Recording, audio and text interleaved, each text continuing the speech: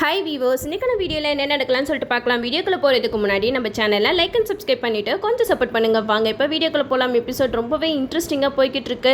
நம்ம மகேஷ்க்கு அஞ்சலி மேலே சந்தேகம் வந்து அஞ்சலிக்கு மயக்க ஊசிலாம் போட்டு அஞ்சலியோட பிளட் சாம்பிளை எடுத்துடுறாரு. அஞ்சலி ஏற்கனவே ப்ரெக்னெண்ட்டாக இருக்கும்போது ஹாஸ்பிட்டலில் செக்அப் போயிருப்பாங்களா, அங்கே போயிட்டு இந்த பிளட் சாம்பிள் எல்லாம் கொடுத்துட்டு இவ தான் அஞ்சலி அப்படிங்கிறத நம்ம மகேஷ் வந்து கன்ஃபார்ம் பண்ணிடுறாங்க. அஞ்சலி, நீ எனக்கு இவ்வளோ பெரிய துரோகத்தை பண்ணுவேன் நான் கொஞ்சம் கூட எதிர்பார்க்கவே இல்லை. செத்து போனடா நாடகம் ஆடி மதியா நடிச்சு என்னை எப்படிலாம் ஏமாத்திருக்க.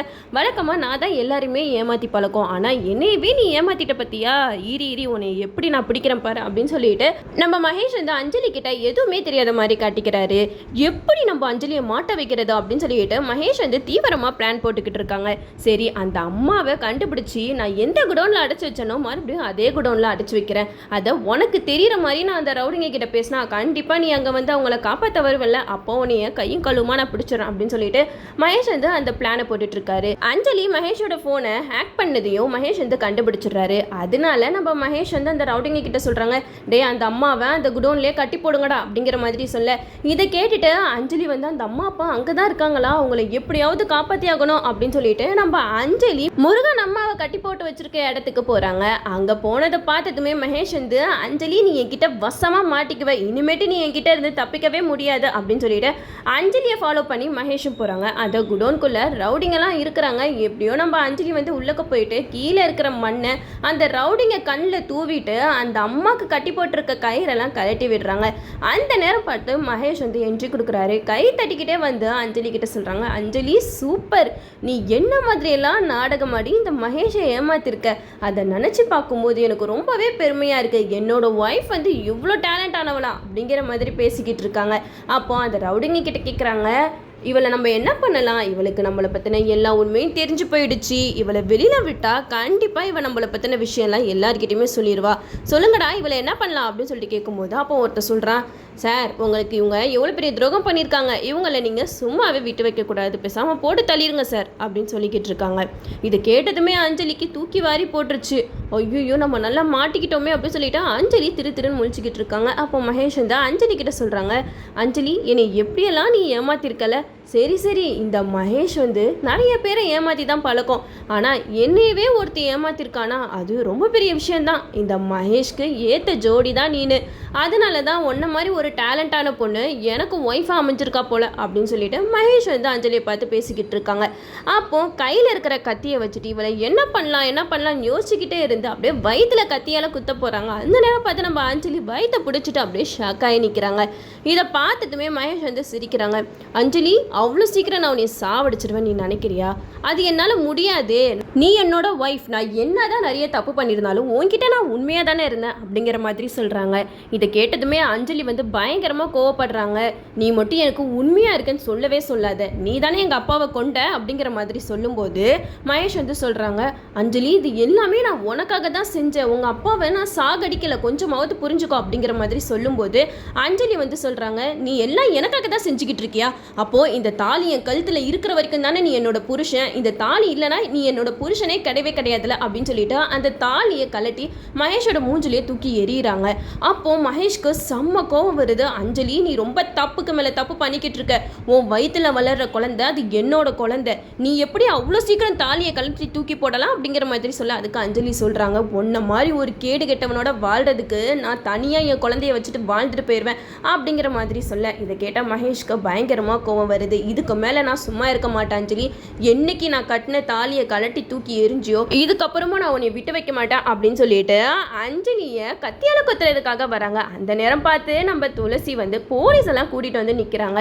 போலீஸ் எல்லாம் வந்ததுமே நம்ம அஞ்சலி மகேஷை பார்த்து சொல்கிறாங்க, மகேஷ் நீ இதை கொஞ்சம் கூட எதிர்பார்த்துருக்கவே மாட்டல, நீ என்ன பிளான் பண்ணுற எப்படி பண்ணுவ எல்லாமே எனக்கு நல்லா தெரியும். நீ இந்த அம்மாவை இங்கே அடைச்சி வச்சுருந்தப்ப நான் வந்து ஏற்கனவே எல்லா ஏற்பாடையுமே பண்ணிட்டேன், போலீஸ்க்கு இன்ஃபார்ம் பண்ணிட்டேன், அது மட்டும் இல்லாமல் நீ பண்ண வேலை எல்லாத்தையுமே ஆதாரத்தோடு அவங்க கிட்ட நிரூபிச்சிட்டேன், உன்கிட்ட இருந்து என்னால் எந்த உண்மையுமே வாங்க முடியாது.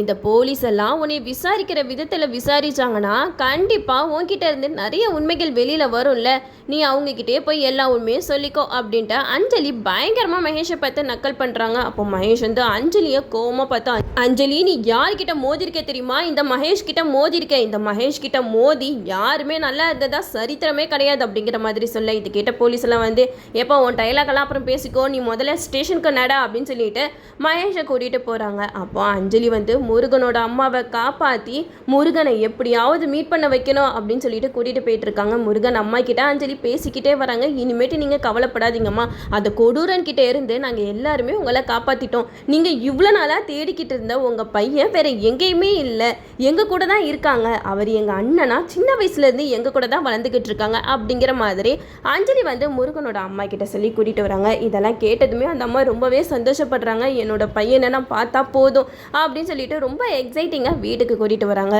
அப்போது நம்ம முருகன் வந்து அவங்க அம்மாவை பார்த்து என்ன மாதிரியான ரியாக்ஷன் கொடுப்பாங்க.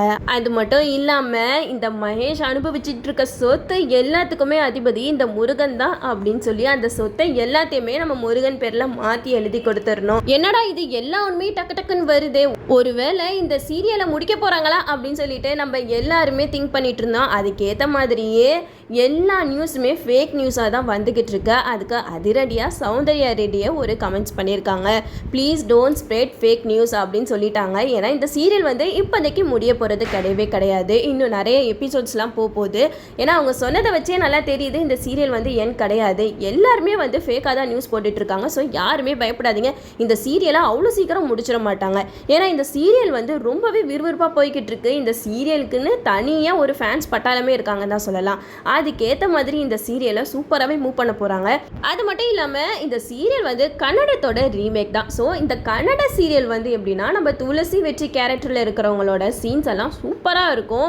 அதே மாதிரி தான் இப்போ தமிழில் வெற்றி துளசி இவங்க 2 பேரோட சீன்ஸும் இன்னும் நிறையா வரும். நம்ம வெற்றியை வந்து பார்க்கல அப்படின்னு சொல்லிட்டு எல்லாருமே ஃபீல் பண்ணிக்கிட்டு இருக்காங்க. ஆனால் இதுக்கப்புறம் தான் நம்ம துளசி வெற்றி அவங்களோட லவ் சீன்ஸ் எல்லாம் நிறையா வரும். இப்போ நம்ம அஞ்சலி வந்து மகேஷ் கட்டின தாலியை வந்து கழட்டி தூக்கி வீசிட்டாங்க. ஸோ இப்போ நம்ம மகேஷ் வந்து ஜெயிலுக்கு போயிட்டாரு, அவர் தான் மெயின் வில்லன். இப்போ நம்ம அஞ்சலிக்கு பேரா நம்ம கவின் தான் வருவார். நம்ம கவின் என்ட்ரி கொடுப்பாரு. நம்ம அஞ்சலி கவின் இவங்க 2 பேரோட சீன்ஸ் தான் இனிமேட்டாக அதிகமாக வரும். நம்ம மகேஷ் வந்து ஜெயிலேருந்து வந்ததுக்கப்புறம் அஞ்சலி கவின் இவங்க 2 பேரையும் எப்படியெல்லாம் பிரிக்கலாம், நம்மளை பழி வாங்கினா அஞ்சலியை சும்மா விடக்கூடாது, அவளை சந்தோஷமாகவே வாழ விடக்கூடாது அப்படின்னு சொல்லிட்டு நம்ம மகேஷ் மறைஞ்சிருந்த அஞ்சலியை பழி வாங்குறாரு. இதுக்கப்புறம் கதைக்களம்லாம் இப்படியெல்லாம் தான் போகும். ஏன்னா கன்னட சீரியல் ரீமேக்கில் இதெல்லாம் தான் நடந்துகிட்டு இருக்கு. இதே மாதிரி தான் தமிழையும் கொண்டு வருவாங்கன்னு நான் நினைக்கிறேன். அது மட்டும் இல்லாமல் இப்போ மகேஷ் கையில் மாட்டிக்கிட்டு இருக்க முருகனோட அம்மாவை எப்படியோ வெளியில் கொண்டு வந்துட்டாங்க. அதே மாதிரி தான் இப்போ சிவராமனையும் மகேஷ் வந்து எங்கேயோ ஒளிச்சு வச்சிருக்காரு. ஸோ அவரையும் தேடி கண்டுபிடிச்சி எப்படியாவது லக்ஷ்மி கிட்ட சேர்த்துட்டா இன்னும் சூப்பராக இருக்கும். இதெல்லாம் பார்த்துட்டு தான் இந்த சீரியல் முடிய போகுது அப்படி இப்படின்னு சொல்லிட்டு எல்லா நியூஸும் வந்துக்கிட்டு இருக்கு. பட் இதுக்கப்புறம் தான் கதைக்கிழமை ஆரம்பிக்க போகுது. இப்போ தான் வெற்றி துளசி ஒருத்தவங்களுக்கு ஒருத்தவங்க புரிஞ்சுக்கிட்டு வாழ ஆரம்பிச்சிருக்காங்க. அதுக்குள்ளே முடிய போகுதுன்னா அதை எப்படி நம்மளால ஏற்றுக்கவே முடியாது. நம்ம துளசி வெற்றி சீன்ஸ் எல்லாம் நிறையா வரணும். அது மட்டும் இல்லாமல் இப்போ நம்ம அஞ்சலிக்கு நியூ லைஃப் ஸ்டார்ட் ஆக போகுது நம்ம கவினோட. அதையும் நம்ம பொறுமையாக வெயிட் பண்ணி பார்ப்போம். ஓகே வீவர்ஸ், இந்த வீடியோ உங்களுக்கு பிடிச்சிருந்தா லைக் பண்ணுங்கள், மறக்காமல் நம்ம சேனலை சப்ஸ்கிரைப் பண்ணிடுங்க.